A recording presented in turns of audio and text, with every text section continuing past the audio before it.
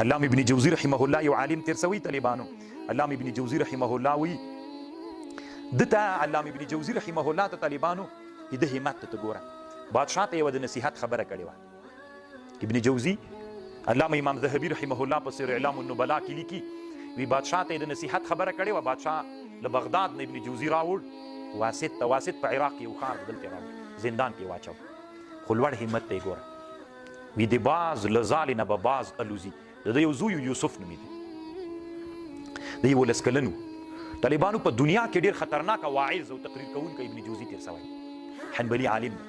نو زوی هم طالبانو 11 کلن وعظ باندې شروع کړ، داسې نادر تقریر به یې کو، طالبانو بغداد به یې خورول. بیا د بادشاه مور خبره سوله، 15 کاله د ابن جوزي په زندان کې وتلي و، 80 کلن ابن جوزي و. بیا بادشاه دا زوی وغوښت، د بادشاه مور خبره سوله چې هلک ته ډېر ښه تقریر کوي. بیا دی وغوښت چې ویې غوښته، ورته ویلې وایي څه غواړې انعام کې. نو د ابن جوزي زوی یوسف ورته ویلې وی غواړم دا درنه چې ته بادشاه ته د تا زوی د ما پلار بندي کړی، د ما پلار راخوشي کوي. وی چېرته دی؟ وی په واسط کې.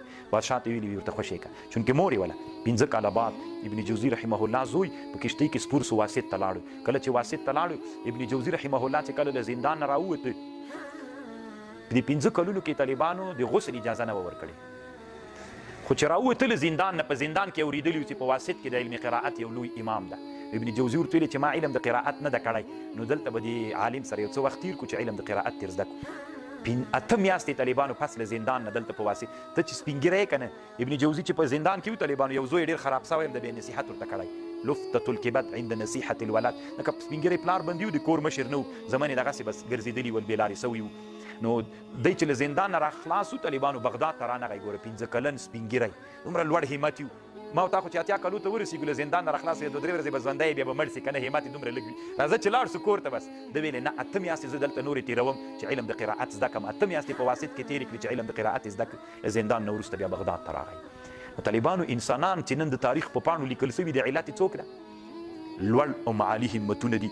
الله پاک دې موږ ته هم لوړ او معالي همتونه